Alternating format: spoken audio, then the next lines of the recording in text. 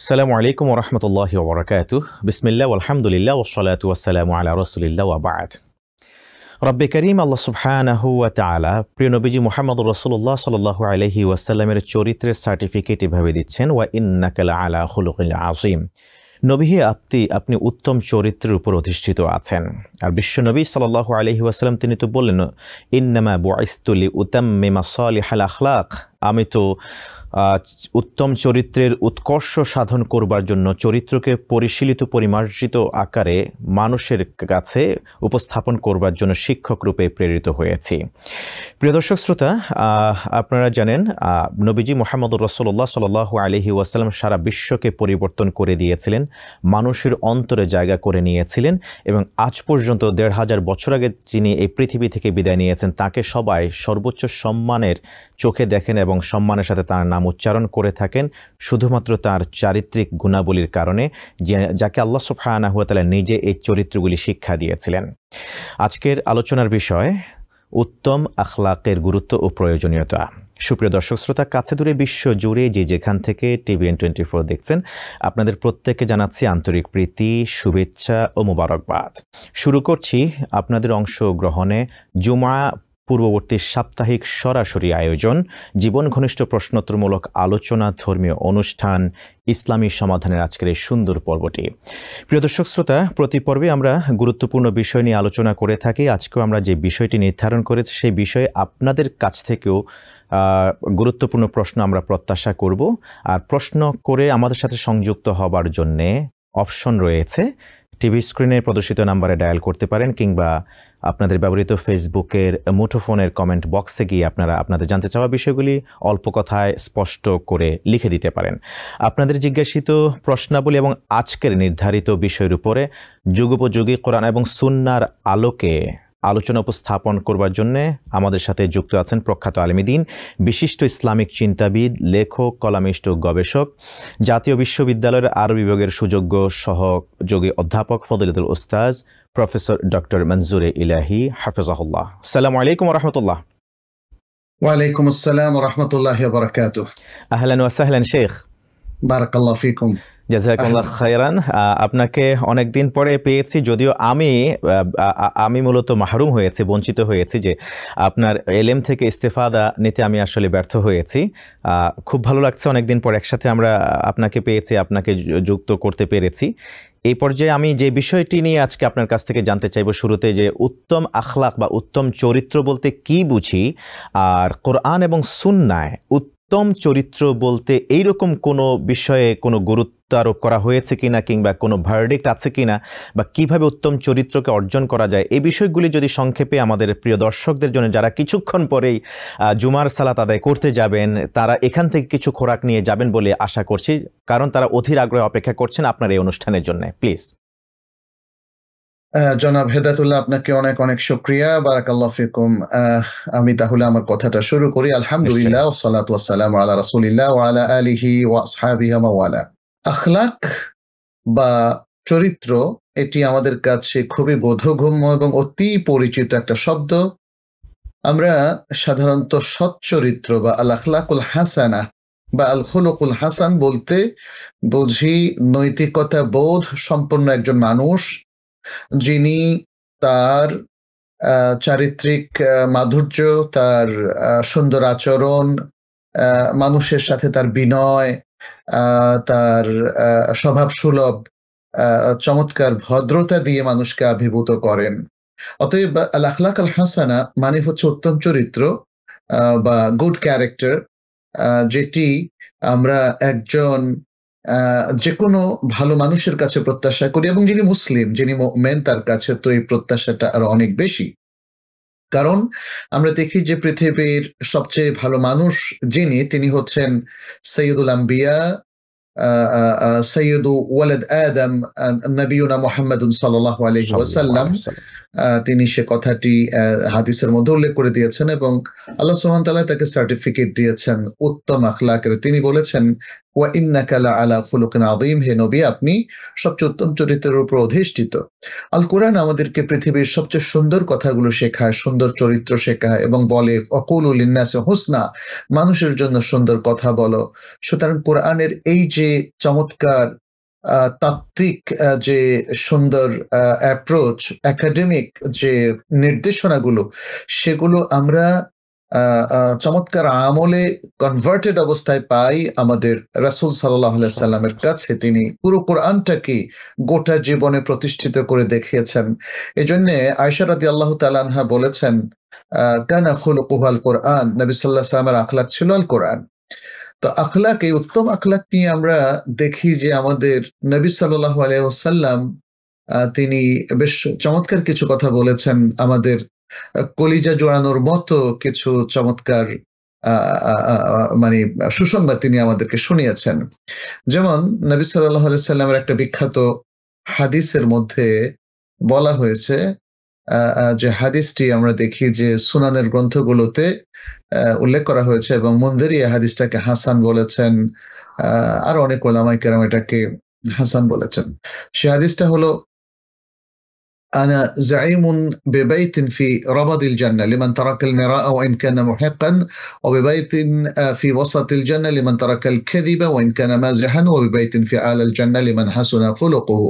এখানে নবী সাল্লাল্লাহু আলাইহি ওয়াসাল্লাম বলছেন যে ব্যক্তি হকের উপর থাকার পরেও মানুষের সাথে ঝগড়া করাটাকে যে তরক করে, তিনি বলছেন আমি তাকে গ্যারান্টি দিচ্ছি জান্নাতের কোন এক প্রান্তে তার জন্য একটা ঘরের, আর জান্নাতের মাঝখানে একটা ঘরের গ্যারান্টি দিচ্ছি ওই ব্যক্তির জন্য যে মিথ্যাকে পরিহার করে, মজা করে হলেও সে মিথ্যা বলে না। আর জান্নাতের সর্বোচ্চ চূড়ায় একটা প্রাসাদ এবং ঘরের গ্যারান্টি দিচ্ছে ওই ব্যক্তির জন্য যার উত্তম আখলাক রয়েছে। আবু হুরায়রা রাদিয়াল্লাহু তাআলা আনহু থেকে আরেকটা হাদিসে বর্ণিত হয়েছে যে রাসূলুল্লাহ সাল্লাল্লাহু আলাইহি ওয়াসাল্লামকে জিজ্ঞেস করা হয়েছিল, আন আকসারি মা ইউদখিলুন নাস আল জান্নাহ, মানুষকে কোন জিনিসটা, কোন ভালো জিনিসটা মানুষকে জান্নাতে বেশি বেশি প্রবেশ করায়? তখন তিনি বললেন, তাকওয়াল্লাহি ওয়া হুসনুল খুলুক, আল্লাহর তাকওয়া এবং সুন্দর চরিত্র। নবী সাল্লাল্লাহু আলাইহি সাল্লামকে আরো জিজ্ঞেস করা হয়েছিল যে কোন জিনিসটা মানুষকে বেশি বেশি জাহান্নামে প্রবেশ করায়? তিনি বললেন, আল ফামু ওয়াল ফারাজ, তিনি বলেছেন মানুষের কথাবার্তা এবং তার লজ্জাস্থান, অর্থাৎ লজ্জাস্থানের খারাপ ব্যবহার। তো সুতরাং আমরা দেখি যে আসলে আখলাক এটা ইসলাম অত্যন্ত গুরুত্বপূর্ণ এবং আল কোরআনও একদিকে যেমন আমাদের মানব জাতির রোল মডেল সম্পর্কে যেমন কথা বলেছে, এছাড়াও আমাদেরকে কমনলি কিছু ভালো কাজের নির্দেশনা দিয়েছে। আল্লাহ তাআলা বলছেন, ওয়া আহসিনু ইন্নাল্লাহা ইউহিব্বুল মুহসিনিন, তোমরা ভালো কাজ করো, পূর্ণময় কাজ করো, নিশ্চয় আল্লাহ তাআলা পুণ্যবানদেরকে ভালোবাসেন। আল্লাহ সুবহানাহু ওয়া তাআলা আরো বলছেন, আল্লাহু ইউহিব্বুস সাবিরিন, সবর করা, ধৈর্য ধারণ করা, এটা ভালো আখলাকি মানুষের একটা ভূষণ। আল্লাহ বলছেন যারা সবর করে তাদেরকে তিনি ভালোবাসেন। ইন্নাল্লাহা ইউহিব্বুল মুকসিতিন, যারা ন্যায়পরায়ণ, ন্যায়পরায়ণতাও একটা সুন্দর আখলাকের পরিচয়। আল্লাহ তাআলা ন্যায়পরায়ণ লোকদেরকে তিনি ভালোবাসেন। নবী সাল্লাল্লাহু আলাইহি ওয়াসাল্লামকে একবার জিজ্ঞেস করা হয়েছিল, মান আহাব্বু ইবাদিল্লাহি ইলাল্লাহ, আল্লাহর কাছে সবচেয়ে প্রিয়তম বান্দা কে? নবী সাল্লাল্লাহু আলাইহি ওয়াসাল্লাম বলেছিলেন, আহসানুহুম খুলুকা, তাদের মধ্যে সবচেয়ে উত্তম চরিত্রের অধিকারী যে ব্যক্তি, সেই হলো আল্লাহর কাছে প্রিয়তম। এবং আরেকটা সুন্দর হাদিস এখানে নবী সাল্লাল্লাহু আলাইহি ওয়াসাল্লাম বলছেন, এগুলো সবই সহিহ হাদিস, মা মিন শাইইন আথকালু ফিল মিজান মিন হুসনুল খুলুক, যে মিজানের মধ্যে, কিয়ামতের দিন যে মিজান, দাড়ি পাল্লা, আমলের পাল্লা, সে পাল্লার মধ্যে হুসনুল খুলুকের চাইতে, সুন্দর চরিত্রের চাইতে ভারী আর কোনো কিছু নেই। এভাবেই আমরা দেখি যে কোরআন এবং সুন্নাহ আমাদেরকে বারবার ভালো কাজের দিকে ফিরিয়ে দিয়েছে, ভালো আখলাক অর্জন করতে উদ্বুদ্ধ করেছে এবং আমাদের সবচেয়ে ভালো মানুষ যারা, সবচেয়ে বড় আলেম যারা, সবচেয়ে বড় রোল মডেল যারা, তাদের মধ্যে আমরা চমৎকার চরিত্রের একটা সমাহার পাই, যাতে মন ভরে যায় আর আল্লাহ তাআলার পক্ষ থেকে সুসংবাদ পাই যে এই ভালোর বিনিময়ে তিনি আমাদেরকে অনিন্দ্য সুন্দর ভালো কিছু রিওয়ার্ড দিবেন, তাওয়াব দিবেন, পুরস্কার দিবেন, জান্নাত দিবেন। ফলে একজন মানুষের জীবনে এবং বিশেষত একজন মুমিনের জীবনে ভালো আখলাকের গুরুত্ব অপরিসীম, বরং ভালো আখলাক ছাড়া সে জীবনে কোনো সাফল্য অর্জন করতে পারে না। খুব সুন্দর করে আপনি এতক্ষণ পর্যন্ত কোরআন এবং সুন্নাহ থেকে কোট করে সহিহ হাদিস এবং কোরআনের আয়াত বা ভার্ডিক্ট অনুযায়ী আপনি তুলে ধরলেন যে উত্তম চরিত্র বলতে আসলে আমরা কে বুঝি, রোল মডেল কে হতে পারে। আল্লাহ সুবহানাহু ওয়া তাআলা তো বলেছেন যে লাকাদ কানা লাকুম ফি রাসূলিল্লাহি উসওয়াতুন হাসানা, রাসূলুল্লাহ সাল্লাল্লাহু আলাইহি ওয়াসাল্লামের মাঝে রয়েছে উত্তম চরিত্র, অর্থাৎ তিনি হচ্ছেন মুসলিম উম্মার জন্য রোল মডেল। আমি যদি শেখ এবার আপনার কাছে ছোট ছোট করে কয়েকটি প্রশ্নে আসতে চাই, যেহেতু আল্লাহ রাসূল সাল্লাল্লাহু আলাইহি ওয়াসাল্লাম আমাদের জন্য বিশ্ব মানবতার জন্য উত্তম চরিত্রের দিক থেকে তিনি রোল মডেল। এখন আমরা যদি ক্লাসিফিকেশন ওয়াইজ আমরা জানতে চাই আপনার কাছ থেকে যে তিনি কার সাথে কেমন আচরণ করেছেন। আল্লাহ রাসূল সাল্লাল্লাহু আলাইহি ওয়াসাল্লাম তিনি তার সঙ্গী সাথীদের সাথে কেমন আচরণ করেছেন, তার স্ত্রীদের সাথে কেমন আচরণ করেছেন, তার সন্তানদের সাথে কেমন আচরণ করেছেন, এই বিষয়গুলি যদি আপনি সংক্ষেপে রোল মডেল নবীজি সাল্লাল্লাহু আলাইহি ওয়াসাল্লামের আদর্শ থেকে তুলে ধরতেন এক এক করে প্লিজ। ধন্যবাদ আপনাকে। এটা অনেক বড় ডিসকাশন, আসলে খুব সংক্ষেপে বলতে বলেছেন, তাই আমি কিছু টাচ করে যাব। সেটি হচ্ছে নবী সাল্লাল্লাহু আলাইহি ওয়াসাল্লাম তিনি যে কতটা ভালো ছিলেন তার সহচরদের সাথে, সেটা আনাস বিন মালিক রাদিয়াল্লাহু তাআলা আনহুর ছোট্ট একটা হাদিস শুধু আমি উল্লেখ করব। নবী সাল্লাল্লাহু আলাইহি ওয়াসাল্লামের জীবনে হাজারো দৃষ্টান্ত আছে এরকম ভালো আখলাকের। আনাস ইবনে মালিক রাদিয়াল্লাহু তাআলা আনহু তিনি বলছেন যে আমি রাসূলুল্লাহ সাল্লাল্লাহু আলাইহি ওয়াসাল্লামের 10টা বছর ধরে খেদমত করেছি। কখনো তিনি আমাকে যে কাজ করেছি তার জন্য ধমক দিয়ে বলেননি এটা কেন করেছো, আবার যে কাজটা আমি করতে পারিনি বা করিনি সেটার জন্য তিনি কখনো আমাকে এই ধমকটা দেন না, এই কাজটা কেন করো নাই। আল্লাহু আকবার। মানে কি অসাধারণ একজন মানুষ ছিলেন তিনি, যে যারা পরিচারক তার খেদমত করতেন তাদেরকে ন্যূনতম একটা ধমক না দিয়েও তিনি কিন্তু তার কাজটা করে গেছেন, সমাজে দেখিয়ে গেছেন দেখো এই সমাজে একটা সুখী সুন্দর জীবনযাপন, রাষ্ট্র চালানো যায়, সমাজ চালানো যায়, জনপদ কমিউনিটি তৈরি করা যায়, পরিবার চালানো যায়, সহচরদের সাথে সুন্দর আচরণ করে টেকে থাকা যায়, তার দৃষ্টান্ত তিনি দেখিয়েছেন। এবং তার পরিবারেও যদি আমরা দেখি যে প্রত্যেকটা জায়গায় আপনি দেখেন তার কি আচরণ, অনেকগুলো ঘটনাই তো আছে এখানে। আয়েশা রাদিয়াল্লাহু তাআলা আনহার ইফকের ঘটনায় কি ধৈর্যশীল একজন স্বামীকে আমরা দেখছি যে তার স্ত্রীর মনে একটুও কষ্ট দেয়নি। ইফকের ঘটনা আপনারা সবাই জানেন। তারপরে যখন স্ত্রীদের মধ্যে হয়তো সামান্য কিছু রেষারেষি হতো, সেই জায়গায় রাসূলুল্লাহ সাল্লাল্লাহু আলাইহি ওয়াসাল্লাম কি চমৎকার সমাধান দিয়েছেন, তাই না? মানুষের মধ্যে যেন যেন মানে একটা সুন্দর সুসম্পর্ক থাকে, ফ্যামিলি লাইফটা যেন হ্যাপি হয়, সফল হয়, সেজন্য সেই চমৎকার আচরণ তিনি করেছেন। তিনি শিশুদের সাথে কি চমৎকার আচরণ করেছেন সেটা বোঝা যায়। ছোট ছোট বাচ্চা সাহাবীদের সাথে তিনি মনোমুগ্ধকর কথা বলতেন, তিনি কখনো তাদের সাথে ছন্দে ছন্দে কথা বলতেন এবং তাদের সাথে মজাও করতেন। তিনি কখনো চমৎকার উপকারী ধাঁধাও তাদেরকে যেমন শিখিয়েছিলেন, যেটি বুখারীতে একটি হাদিসে এসেছে। তিনি একবার জিজ্ঞেস করেছিলেন একটা গাছের কথা, সেই গাছ কোনটা। হ্যাঁ, তিনি হয়তো বেশ কিছু ভালো ভালো জিনিস সেখানে উল্লেখ করলেন। তারপরে আব্দুল্লাহ ইবনে ওমর তার মনে হয়েছিল এটা খেজুর গাছ, কিন্তু তিনি বলেননি, পরে রাসূল সাল্লাল্লাহু আলাইহি ওয়াসাল্লাম বলে দিলেন। মানে অনেকটা যেন মজাও করছেন আবার জ্ঞানও শেখাচ্ছেন। এইভাবে আমরা দেখি যে রাসূল সাল্লাল্লাহু আলাইহি ওয়াসাল্লামের আখলাকটা, তার মধ্যে সবগুলো সফট স্কিল ছিল, তিনি খুবই পজিটিভ ব্যক্তিত্ব ছিলেন। যখন একজন আরবি মসজিদে এসে প্রস্রাব করে দিল, এটা তো অনেকগুলো হাদিস গ্রন্থে এসেছে, সহিহ একটা হাদিস। সেখানে তিনি যখন সাহাবায়ে কেরাম তাকে ধমক দিতে গেলেন, তাদেরকে ধরতে গেলেন, থামাতে গেলেন, তিনি বললেন যে না, দাউহু, তাকে ছেড়ে দাও, তাকে প্রস্রাবটা রিলিজ করতে দাও। এবং তারপরে প্রস্রাবের পরে তিনি সাহাবাদেরকে বললেন এটা ধুয়ে দাও, এক বালতি পানি ঢেলে দাও যাতে এটা পরিষ্কার হয়ে যায়। আর সেই ব্যক্তিকে কাছে ডেকে এসে বললেন, শোনো, এটা তো মসজিদ, পবিত্র জায়গা, এখানে প্রস্রাব করতে নেই। সেই ব্যক্তি নবী সাল্লাল্লাহু আলাইহি ওয়াসাল্লামের ব্যবহারে এতই অভিভূত হলো, তিনি পরবর্তীতে ইসলাম গ্রহণ করেছেন এবং বললেন, আল্লাহুম্মা আরহাম মুহাম্মদ ওয়ালা তারহাম আসহাবাহু, হে আল্লাহ তুমি মুহাম্মদকে রহম করো, তার সঙ্গীদেরকে রহম করো না, কারণ তারা আমাকে মারতে এসেছে, কিন্তু মুহাম্মদ কি চমৎকার ব্যবহার করেছে। এভাবে নবী সাল্লাল্লাহু আলাইহি ওয়াসাল্লাম কি পরিমাণ পজিটিভ ছিলেন, এবং তার থিঙ্কিং, সুদূর প্রসারী চিন্তা, তার ধৈর্য, তার স্থৈর্য, এবং মানে তার আরো যে সমস্ত গুণাবলী, তার সম্ভ্রম, ঊর্ধ্বতন মানে অধস্তন বা পরিবারের সদস্যদের সাথে, সাধারণ মানুষের সাথে তার যে চমৎকার ব্যবহার, এটা তাকে পৃথিবীতে সবচেয়ে জনপ্রিয় ব্যক্তিত্বে পরিণত করেছে।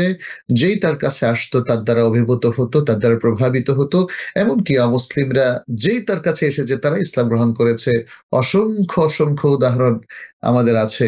নবী সাল্লাল্লাহু আলাইহি ওয়াসাল্লাম তার আখলাক দিয়ে বিশ্বকে জয় করেছেন, তার আখলাক দিয়ে মানুষের মন জয় করেছেন, তার আখলাক দিয়ে তিনি সারা বিশ্বে ভালোবাসা, মমতা এবং স্নেহ ছড়িয়ে দিয়েছেন। আল্লাহ তাআলা সেই কথাটা কিন্তু কোরআনে উল্লেখ করে দিয়েছেন, বলেছেন ফাবিমা রাহমাতিন মিনাল্লাহি লিনতা লাহুম, আল্লাহর রহমতে আপনি কোমল হয়েছেন। ওয়ালাউ কুনতা ফাযযান গালিযাল কলবি লানফাদ্দু মিন হাওলিক, আর যদি আপনি কঠোরভাষী, রূঢ় হৃদয় সম্পন্ন হতেন তাহলে আপনার চারপাশ থেকে মানুষ সরে যেত। ফলে আমার মনে হয় নবী সাল্লাল্লাহু আলাইহি ওয়াসাল্লামের আখলাকের কথা বলে আমরা শেষ করতে পারবো না। এত এত গুণ, এত চমৎকার এক ব্যক্তিত্ব, যাকে শুধু ভালোবাসতে ইচ্ছে করে, যাকে শুধু শ্রদ্ধা করতে ইচ্ছে করে। ফলে আজকের এই আধুনিক যুগেও মানুষ ইসলামের মধ্যেই খুঁজে পেয়েছে তাদের সাফল্য, খুঁজে পেয়েছে তাদের সততা, পবিত্রতা, পবিত্র জীবন।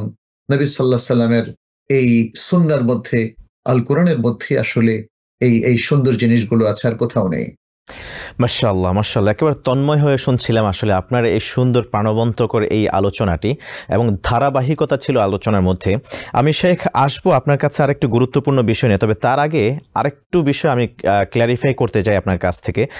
বিশ্বনবী সাল্লাল্লাহু আলাইহি ওয়াসাল্লাম যখন দিনের দাওয়া ইলাল্লাহ বা দাওয়াতের কাজ করতে তিনি গিয়েছেন, তখন হয়তো বা কেউ পাথর মেরেছে, কেউ বা পাগল বলেছে, কেউ বা কবি বলে তাকে গালি দিয়েছে, মস্তিষ্ক বিকৃত এমনটা হয়তো বা কেউ এমনটা বলেছে, কিংবা দেশান্তরিত হতে হয়েছে।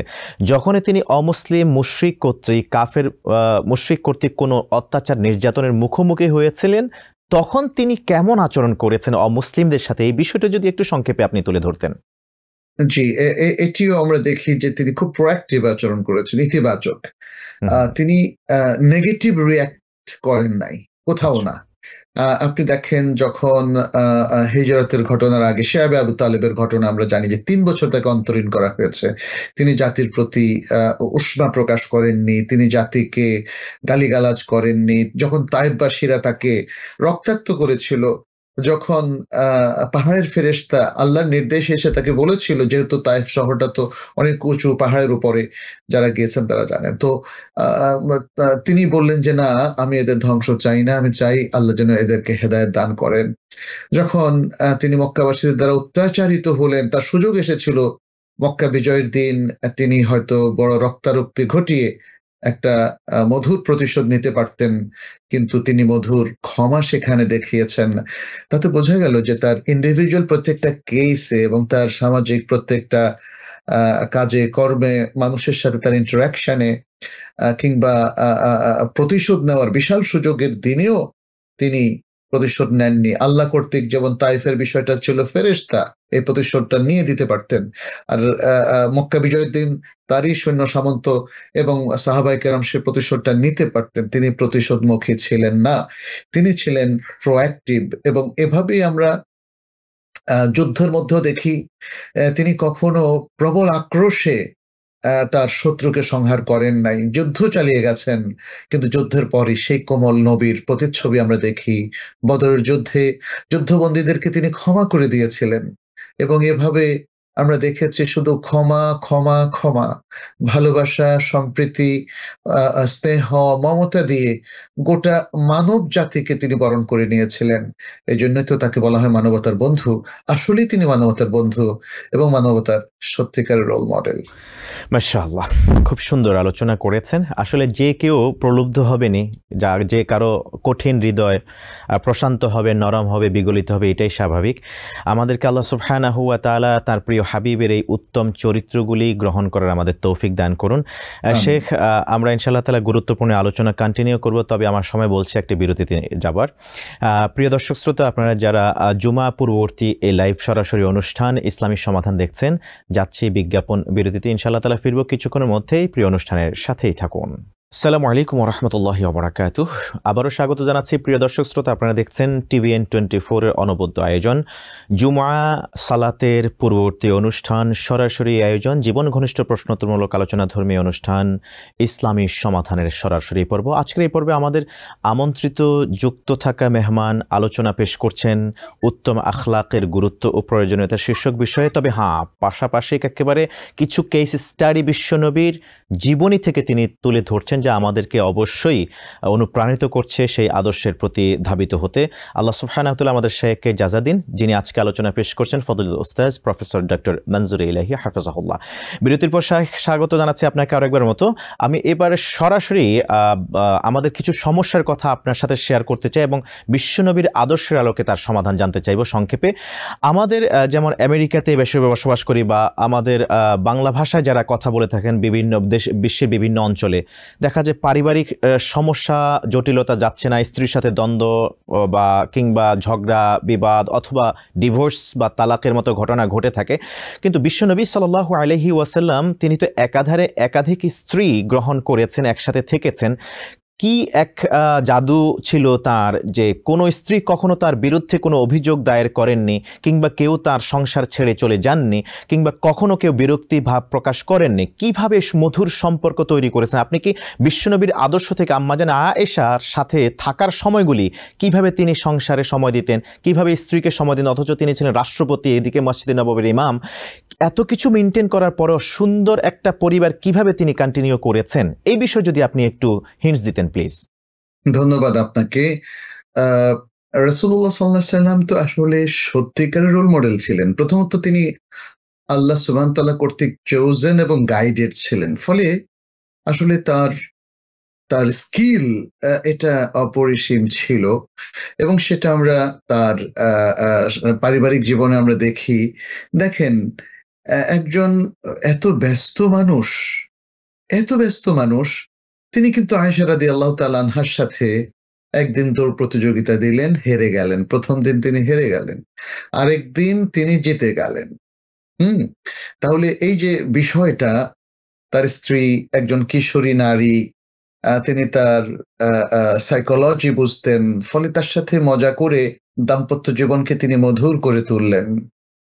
এবং আয়েশা রাদিয়াল্লাহু তাআলা আনহা তার অত্যন্ত প্রিয়তম স্ত্রী ছিলেন এবং বললেন যে, দেখো আজকে যে আমি জিতলাম, ওই যে ওই দিনকার প্রতিশোধ। মানে এটা আসলে মজা করা, তাই না? স্ত্রীর সাথে আমি ঠিক জানি না আমাদের আধুনিক জীবনে আমাদের মুসলিম ভাই বোনেরা এতটা মজা করেন কিনা। তাহলে যতটা মজা রাসূল সাল্লাল্লাহু আলাইহি ওয়াসাল্লাম করেছেন, ততটা মজা কিন্তু আমরা করছি না। আবার ওই যে ইফকের ঘটনা আমি একটু আগে বললাম, সেখানে দেখেন তার স্ত্রীর প্রতি তার যে অপরিসীম ভালোবাসা এবং আস্থা, সেটা কিন্তু একটুও তার নড়বড়ে হয়নি। তিনি অপেক্ষা করেছিলেন যে ওহী নিশ্চয়ই আল্লাহর পক্ষ থেকে একটা বাণী নিয়ে আসবে।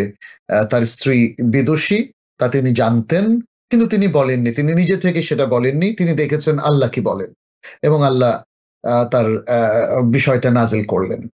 এভাবে আমরা দেখি যে তাদের পারিবারিক জীবনে যে প্রেম ভালোবাসার আদান প্রদান, পারস্পরিক আস্থা, বিশ্বস্ততা এবং তাদের সন্তানদের সাথে তাদের আচরণ, এটা খুবই মানে আমি মনে করি যে খুবই দৃষ্টান্তমূলক, অত্যন্ত চমৎকার, যেটা সারা পৃথিবীর সকল মানুষকে উদ্বুদ্ধ করে। পাশাপাশি আমরা জানি যে যখন নবী সাল্লাল্লাহু আলাইহি সাল্লাম মদিনায় অবস্থান করছিলেন, তার সেখানে একই সাথে যদিও তার কোন স্ত্রী মক্কায় মারা গিয়েছেন, যেমন খাদিজা রাদিয়াল্লাহু তাআলা আনহা, মাইমুনা রাদিয়াল্লাহু তাআলা আনহা, কিন্তু মদিনায় একই সাথে অনেক স্ত্রী তার পাশাপাশি বাসায় অবস্থান করতেন। একটা জিনিস সত্য, যেটা সূরাতুত তাহরিমের মধ্যে আমরা দেখি যে মানবিক কিছু বিষয়, কিছু কনফ্লিকশন, এটা কিন্তু ঘটা খুবই স্বাভাবিক। যদি এটা একদম নাই ঘটতো নবী হিসাবে, তাহলে তো তিনি আমাদের রোল মডেল হবেন কি করে? অতএব কিছু কিছু ঘটনা ঘটার পরে দেখা যাচ্ছে যে তারা কিভাবে নিজেদেরকে সংবরণ করে নিতেন নবী সাল্লাল্লাহু আলাইহি ওয়াসাল্লামের স্ত্রীরা, এবং নিজেদের মধ্যে কিভাবে তারা নবী সাল্লাল্লাহু আলাইহি ওয়াসাল্লামের সময়টার যে বন্টন, এটা দেখেন কত ইনসাফপূর্ণ। এবং এখানে দেখি যে আমরা যেমন সৌদা রাদিয়াল্লাহু তাআলা আনহা উম্মুল মুমিনিন, তিনি তার রাতের সময়টা দেখা গিয়েছে যে নবী সাল্লাল্লাহু আলাইহি ওয়াসাল্লাম অন্য বিবিদেরকে কখনো কখনো দিয়ে দিতেন। এই যে ত্যাগ, ভালোবাসা, মমতার মাধ্যমে একটা পরিবার যে কত সুখী হয়, মানে যেখানে কনফ্লিকশন থাকার কথা প্রচুর, কিন্তু সেই কনফ্লিকশনটাকে ওভারকাম করে তারা যে এত সুন্দর একটা লাইফ লিড করেছেন, এত সুখী স্ট্রং একটা মুসলিম ফ্যামিলি হিসেবে তারা নিজেদেরকে পৃথিবীতে চিহ্নিত করেছেন, সেটা নবী সাল্লাল্লাহু আলাইহি সাল্লাম করে দেখিয়েছেন। তার চমৎকার কারিশমা, দক্ষতা এবং তার ঈমান, তাওয়াক্কুল, তার তারবিয়াত এখানে বড় একটা ফ্যাক্টর। হ্যাঁ, ফ্যামিলি এডুকেশন, স্ত্রী সন্তানদেরকে যে ফ্যামিলি এডুকেশনটা দিয়েছেন, তার ফলাফল তিনি পেয়েছেন, এবং এটা আমাদের জন্য অবশ্যই দৃষ্টান্তমূলক যে রাসূল সাল্লাল্লাহু আলাইহি সাল্লাম ঠিক যেভাবে ফ্যামিলিকে রেইজ আপ করেছেন, চিলড্রেন এবং সন্তানদেরকে রেইজ আপ করেছেন, আমরা যদি সেটা ফলো করি, আমরা আশা করি আমরাও একইভাবে একই ফলাফল লাভ করবো ইনশাআল্লাহ। ইনশাআল্লাহ। ধন্যবাদ জানাচ্ছি আপনাকে। ইতিমধ্যে আমাদের একজন দর্শক যুক্ত আছেন, প্রশ্ন নিয়ে অবশ্যই অপেক্ষা করছেন সম্ভবত। আমরা এই পর্যায়ে জানবো কে যুক্ত আছেন। সালাম আলাইকুম রহমতুল্লাহ। দর্শক কে কোত্থেকে কোন বিষয় জানতে চান, পরিচয় দিয়ে প্রশ্ন করুন প্লিজ। আমাকে বলছেন? জি জি, আসসালামু আলাইকুম দর্শক, আমরা আপনাকে শুনছি, পরিচয় দিয়ে প্রশ্ন করুন। ওয়ালাইকুম আসসালাম ওয়া রাহমাতুল্লাহ। যেমন আমি যখন নামাজটা পড়ি তখন বিশেষ করে তাহাজ্জুদের সময় আমি চোখটা বন্ধ করে পড়ি, এতে কি নামাজ হবে? না, ও চোখ বন্ধ করে পড়লে আমার আয়াতগুলো খুব সুন্দর মনে আসে, পড়তে পারি। তো সামটাইমস দেখি আমি আমার জানলার পাশে আমার নামাজের মশলা একটা সুগন্ধি আসে, কিন্তু ভয় পাই না আমি, মাঝে মধ্যে মনে হয় কিসের গন্ধ এটা। খুব সুন্দর দুটি প্রশ্ন করেছেন, আমরা আমাদের শেখের কাছ থেকে জানবো ইনশাআল্লাহ তাআলা। আমরা যে বিষয়ে আলোচনা করছি আল্লাহ রাসূলের উত্তম চরিত্রের মধ্যে একটি হলো তাহাজ্জুদের সালাত আদায় করা। আমরা শেখ আপনার কাছ থেকে উত্তর জানবো। আমাদের যুক্ত হওয়া দর্শক জানতে চেয়েছেন, প্রথমত হলো তিনি রাতের বেলায় যখন তাহাজ্জুদের সালাত আদায় করতে যান তখন তিনি চোখ বন্ধ করে পড়লে বেশি খুশু আসে এবং সবকিছু স্পষ্ট করে মনে পড়ে, নামাজের মধ্যে একাগ্রতা বেশি খুঁজে পান। এটা ঠিক আছে কিনা? আর পাশাপাশি জানালার পাশ থেকে মাঝে মাঝে জায়নামাজ যেখানে রাখেন সেখান থেকে সুগন্ধি আসতে থাকে, তিনি যদিও ভয় পান না, এর কারণ কি? কোনো কারণ আছে কিনা একটু যদি। ধন্যবাদ আপনাকে। যদি কোনো ব্যক্তি তার মনে রাখতে সুবিধা হয় চোখ বন্ধ করলে, তাতে কোনো অসুবিধা নেই, তবে উত্তম হচ্ছে চোখ খোলা রেখেই পড়া, কারণ চোখের দৃষ্টিটা তার ওপেন থাকবে। তিনি যখন দাঁড়ানো থাকবেন তখন সেটা সেজদার জায়গা থাকবে, এবং তিনি যখন তাশাহুদে থাকেন তখন সেটা তার ডান হাতের শাহাদাত আঙ্গুলের দিকে থাকবে। এটা তো হচ্ছে একটা কমন নবী সাল্লাল্লাহু আলাইহি সাল্লামের প্র্যাকটিস অথবা তার রেকমেন্ডেশন, হাদিস থেকে যেটা আমরা বুঝি। তবে কোনো ব্যক্তি কেরাত পড়ার সময় যদি চোখ বন্ধ করলে তার কেরাত গুলো স্মুথলি তিনি রিসাইট করতে পারেন, তখন তাতে কোনো অসুবিধা নেই। আর যে সুগন্ধির কথা বলা হচ্ছে, it's a very good sign, কারণ একটা সুগন্ধি তার কাছে আসছে, এটা একটা ভালো দিক। দুর্গন্ধ আসছে না, আলহামদুলিল্লাহ। তবে এই সুগন্ধিটা কোত্থেকে আসছে? হয়তো তার মধ্যে সেই কিউরিওসিটি কাজ করছে, কৌতূহল কাজ করছে। অনেকে ভাবে এগুলো জিন থেকে আসে, আসলে ব্যাপারটা তা নয়, এগুলো আল্লাহর প্রকৃতি থেকেই আসে। আপনি কনফিডেন্ট থাকেন, আপনার হয়তো আশেপাশে বা একটু দূরে কোথাও হয়তো ভালো কোনো ফুল আছে, সেখান থেকে সে গন্ধটা আসছে। রাতে বাতাসটা অনেক নির্মল হয়ে যায়, ফলে অনেক দূর থেকে গন্ধ চলে আসতে পারবে। এতে ভয়েরও কিছু নেই। আমি মনে করি এটা একটা ভালো দিক, আপনি নিশ্চিন্ত থাকতে পারেন ইনশাআল্লাহ। ধন্যবাদ। আমরা আরেকজন দর্শককে যুক্ত করে নিচ্ছি। আসসালামু আলাইকুম রহমতুল্লাহ। দর্শক কে কোত্থেকে কোন বিষয়ে? হ্যালো, ওয়ালাইকুম আসসালাম। আমি কুইন্স থেকে বলছি, জাহেদা। জি প্লিজ প্রশ্ন। আসসালামু আলাইকুম হুজুর। ওয়ালাইকুম আসসালাম ওয়া রাহমাতুল্লাহ, আমরা আপনাকে শুনছি, প্লিজ প্রশ্ন। আচ্ছা, আমার দুটো প্রশ্ন আছে হুজুরের কাছে। একটা আছে যে আমি আমেরিকায় থাকি, তো এখানে একটা স্টোরে কাজ করি যেখানে ফাস্টফুড রেস্টুরেন্ট, ওটা 10% হারাম জিনিস আছে, ওটাও আমাকে হ্যান্ডেল করা লাগে। তা আমি এই জায়গায় যে কাজ করি, 5 ওয়াক্ত নামাজও পড়ি, হজও আছে, উমরাও এইসব করি, মানে ধার্মিক কাজও করি। তা এর জন্য কি আমার কোনো কোনো নামাজে কোনো খারাপ কিছু হবে না, এটা কবুল হবে কিনা, এটা একটা। আরেকটা আছে 2 নম্বর কোশ্চেন, যে ব্যাংকে কিছু সঞ্চয় থাকে। হ্যালো, জি আমরা শুনছি আপনাকে। হ্যাঁ, ব্যাংকে কিছু সঞ্চয় থাকে, সেখান থেকে সামান্য ইন্টারেস্ট টাকা আসে। ওই টাকাটা আমি যেমন মসজিদে বাথরুম সংস্কার করার কাজে, আবার কেউ ঋণগ্রস্ত হলে ওকে আবার কোনো চিকিৎসার দরকার পড়লে ওখানে দিয়ে থাকি। এটা কি ঠিক কিনা, এটা কি একটু জানাবেন? তাহলে আমি খুব ধন্যবাদ। আপনি আমাকে একটু সহযোগিতা করুন। আপনি যেই জায়গায় সঞ্চয় করেছেন সেটা কি সুদ ভিত্তিক নাকি মুনাফা ভিত্তিক কোনো প্রতিষ্ঠানে? না, কোনো মুনাফেক দিতে এমনি রেগুলার টাকা রাখি, তো ওখান থেকে সামান্য ব্যাংক থেকে সঞ্চয় আসে কিছুটা। আচ্ছা, ধন্যবাদ। আমরা আমাদের বিজ্ঞ আলোচক তিনি ইসলামিক শরিয়ার উপরে, মুআমালাতের উপরে অনেক বেশি ওনার পাণ্ডিত্য আছেন, তিনি সে বিষয়ে ইনশাআল্লাহ তাআলা সমাধান দিবেন। শেখ, আমাদের যুক্ত হওয়া দর্শক তিনি জাহেদা জানতে চেয়েছেন দুটি প্রশ্ন। প্রথমটি হলো, তিনি যে সুপার শপে কাজ করেন সেখানে যে প্রোডাক্টসগুলি আছে তার 3% সম্ভবত ইন্টারেস্ট বেসড, এবং সেগুলোকে তেনাকে সার্ভও করা লাগে। সেখানে তিনি বাকি সব কিছু করেন, এগুলি নামাজ, রোজা বা অন্য কিছুর উপরে এফেক্ট করে কিনা, সেখানে ইনকামটা হালাল হবে কিনা, এটা একটি প্রশ্ন। দ্বিতীয় প্রশ্ন হচ্ছে, তিনি কোনো একটি সুদী প্রতিষ্ঠানে কিছু টাকা পয়সা সেখানে সঞ্চয় করেছেন, সেখান থেকে যে ইন্টারেস্ট আসে সেটা কোনো মসজিদ বা অন্য কিছুর পায়খানা অথবা এরকম বাথরুম তৈরি করার কাজে ব্যবহার করেন, এটা ঠিক আছে কিনা, এই দুটি বিষয় যদি সমাধান দিতেন প্লিজ। জি, ধন্যবাদ আপনাকে। প্রথমত, এমন কোন রেস্টুরেন্টে কাজ করা উচিত নয় বা এমন কোন সুপার শপে কাজ করা উচিত নয় যাদের হারাম হালাল দুটোই আছে।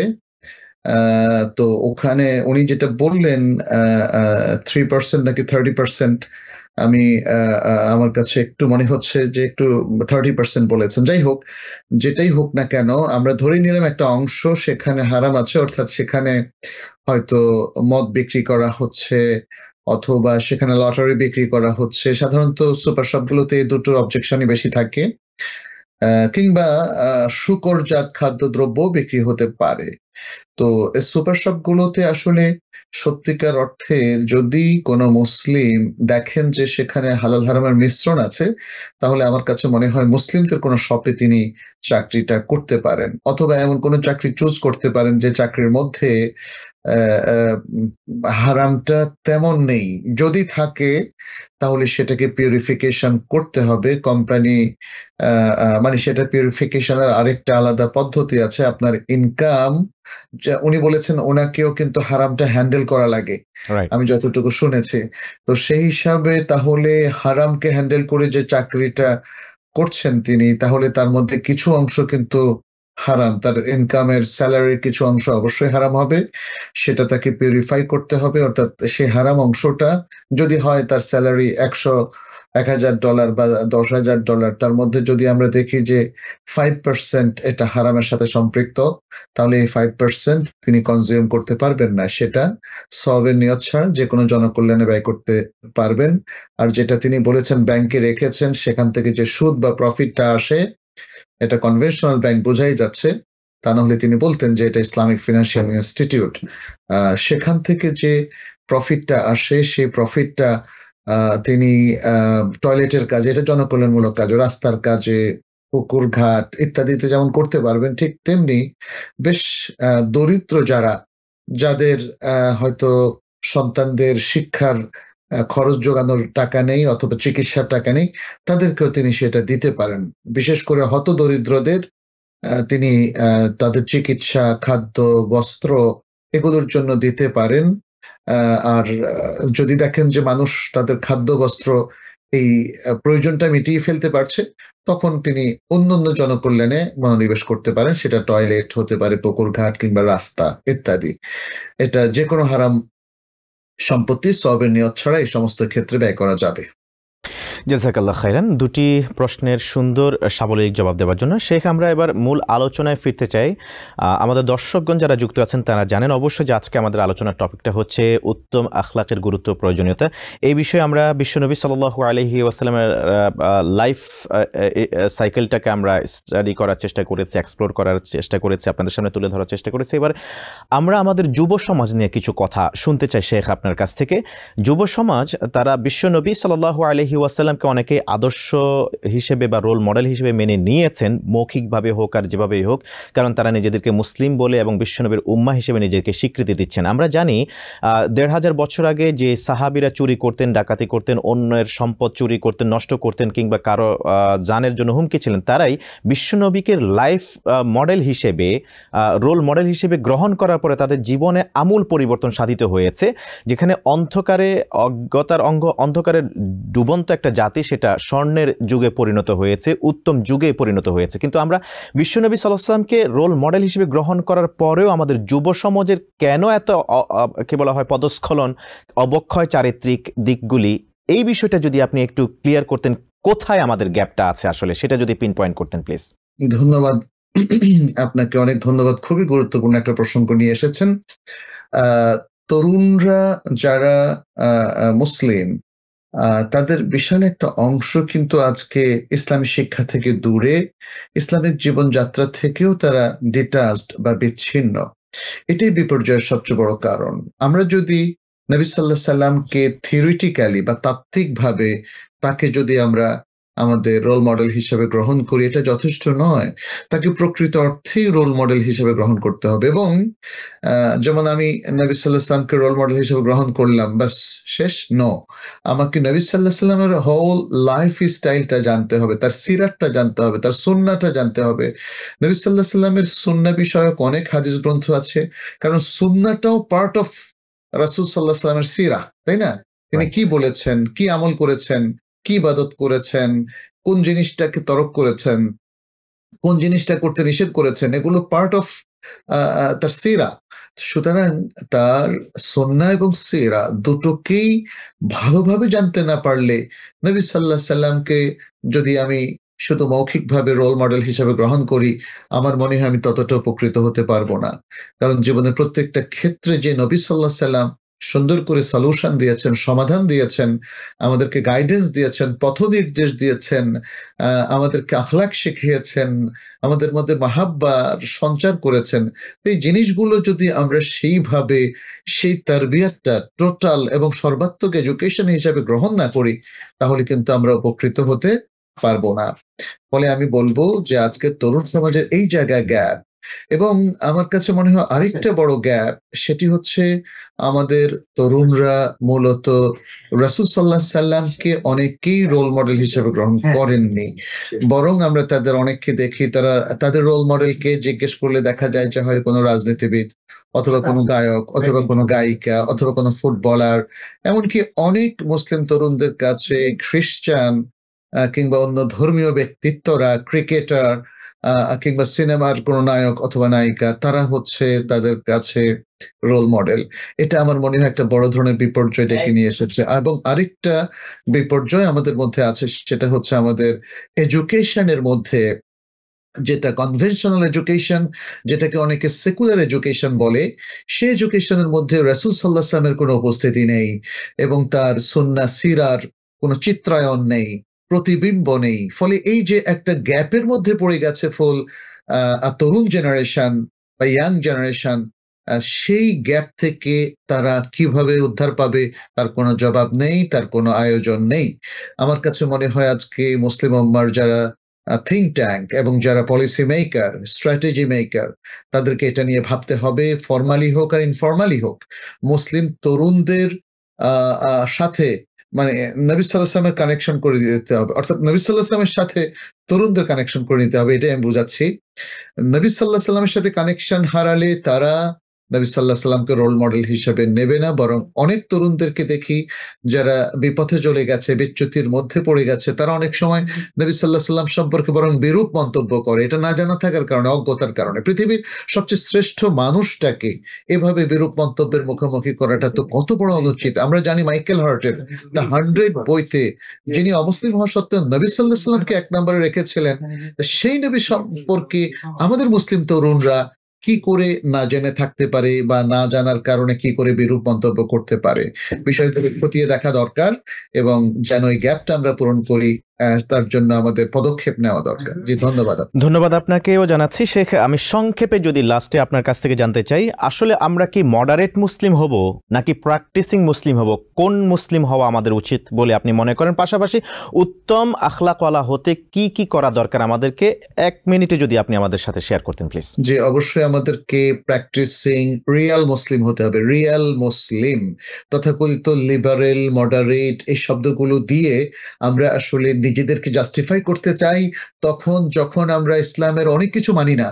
আমরা একটা মানে আধুনিক অনেক ইসলামিক জিনিসকে অ্যাকসেপ্ট করে ফেলার পরে আমরা নিজেদের নাম দিচ্ছি মডারেট অথবা লিবারেল। এটাকে ত্যাগ করতে হবে। আখলাকের জন্য, সুন্দর আখলাকের জন্য প্রয়োজন হচ্ছে বিশুদ্ধ ঈমান এবং আকীদা এবং বিশুদ্ধ ইবাদত এবং হালাল হারাম মেনে চলা, আর সর্বশেষ হচ্ছে নৈতিকতা বোধ সম্পন্ন সচ্চরিত্রবান হওয়া। এই 4টা জিনিস যদি আমরা মেনে চলতে পারি তাহলে আমরা সুন্দর আখলাক অর্জন করতে পারবো এবং ভালো মুসলিম হতে পারবো ইনশাআল্লাহ। অনেক অনেক ধন্যবাদ জানাচ্ছি আপনাকে আজকে এই প্রাণবন্ত আলোচনা উপস্থাপন করবার জন্য। জাযাকুমুল্লাহ খাইরান। আল্লাহ তাআলা যেন আমাদেরকে উত্তম চরিত্রওয়ালা, আল্লাহ রাসূলের উত্তম অনুসারী হিসেবে কবুল করে নেন। ধন্যবাদ জানাচ্ছি আপনাকে। বারাকাল্লাহু ফিক। জাযাকুমুল্লাহ খাইরান। প্রিয় দর্শক শ্রোতা, আমরা এতক্ষণ পর্যন্ত আমাদের আজকের বিজ্ঞ শেখের কাছ থেকে আমরা জানবার চেষ্টা করেছি আসলে উত্তম চরিত্র বলতে কি বোঝায়, উত্তম চরিত্র অর্জনের মাধ্যমগুলি কি। বিশ্বনবী সাল্লাল্লাহু আলাইহি সাল্লামকে শুধুমাত্র থিওরিটিক্যালি আমরা তাকে রোল মডেল হিসেবে গ্রহণ না করি, বরং তাকে প্রকৃতই একজন রোল মডেল হিসেবে যদি আমরা গ্রহণ করতে পারি এবং তার জীবনের প্রতিটি চ্যাপ্টারকে যদি আমরা এক্সপ্লোর করি, সেগুলি যদি নিজেরা ধারণ করি, আত্মস্থ করি এবং বাস্তবিক জীবনে ইমপ্লিমেন্ট করি, তবেই তো আমরা হতে পারবো বিশ্বনবী সাল্লাল্লাহু আলাইহি ওয়াসাল্লামের উত্তম অনুসারী। আমরা এই দুনিয়াতে এবং আখিরাতে উভয় জগতে আমরা সর্বোচ্চ সফলতা অর্জন করতে পারবো। আমরা আমাদের সবাইকে, যুব সমাজ থেকে শুরু করে সব প্রজন্মকে আমরা উদাত্ত আহ্বান জানাবো, আসুন আমরা বিশ্বনবী সাল্লাল্লাহু আলাইহি ওয়াসাল্লামের লাইফকে, বায়োগ্রাফিকে, সিরাকে আমরা এক্সপ্লোর করি, জানার চেষ্টা করি। আল্লাহ সুবহানাহু ওয়া তাআলা আমাদেরকে বিশ্বনবীর জীবন আদর্শ আঁকড়ে ধরার তৌফিক দান করুন। আপনাদের প্রত্যেকের সুস্বাস্থ্য দীর্ঘায়ু কামনা করে TBN 24 এর সাপ্তাহিক জুমা পূর্ববর্তী এই সরাসরি অনুষ্ঠান ইসলামী সমাধানের আজকের এই পর্ব এখানে শেষ করছি। পরবর্তী পর্বগুলোর দিকে দেখার আমন্ত্রণ জানিয়ে সুবহানাকাল্লাহুম্মা ওয়া বিহামদিকা আশহাদু আল্লা ইলাহা ইল্লা আনতা আস্তাগফিরুকা ওয়া আতুবু ইলাইক। ওয়াসসালামু আলাইকুম ওয়া রাহমাতুল্লাহি ওয়া বারাকাতুহু। وما أرسلنا من قبلك إلا رجالا نوحي إليهم فاسألوا أهل الذكر إن كنتم لا تعلمون। TBN 24 টেলিভিশন দেখতে আজই কল করুন 7187776556। লগ ইন করুন www.totalcablebd.com। নিউ ইয়র্ক থেকে সম্প্রচারিত TBN 24 টেলিভিশন বিশ্বজুড়ে বাঙালির কণ্ঠস্বর।